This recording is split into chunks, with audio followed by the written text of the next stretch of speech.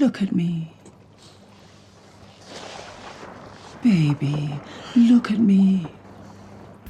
So you have two really big, very fun cameos in the season premiere in Will Ferrell and Tilda Swinton. How did those come about? How did they come together? Tilda, we didn't know. We went through her reps, and we just knew that when Ambrosius was going to be a character, we wanted like the classiest, biggest, Oscar-winningest British actress we could find, and that's a pretty small list. So we reached out to Tilda, and to her everlasting credit, she heard this ridiculous idea about playing an octopus, and she jumped at it, and she thought it would be so much fun. And I was there. She came into the recording booth, and I was there, and to hear this, like, the highest possible caliber actress throwing herself wholeheartedly into the dumbest was honestly one of the best professional days of my life.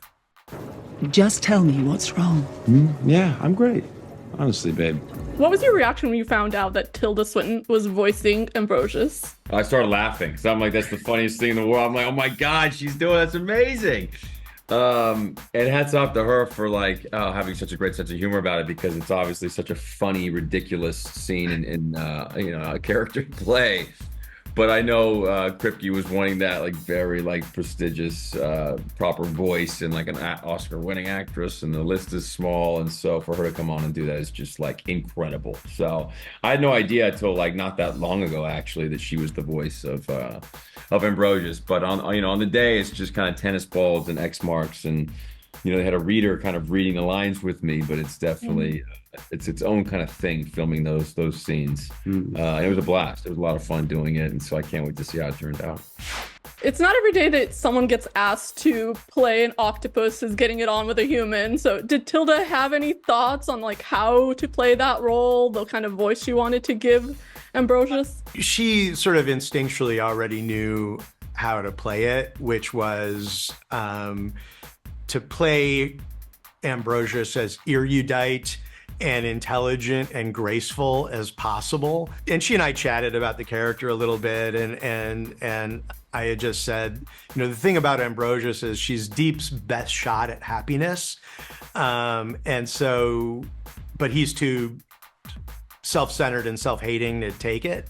And so she really gave Ambrosius, what I really love about is the warmth. She's so deeply in love with the deep, and that's what I love about it. You got a choice, son.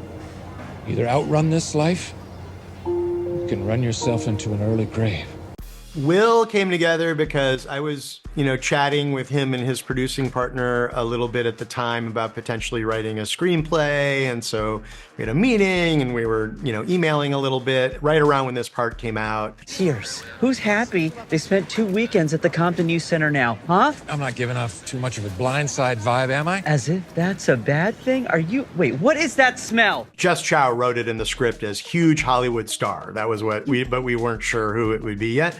And so I reached out to him and said, hey, do you want to come up to Toronto and play around for 30 hours? And he was game. And he was so gracious. I mean, the day they shot, the conditions were miserable. It was freezing sideways rain. And I felt so bad that I dragged him into this nightmare of a shoot.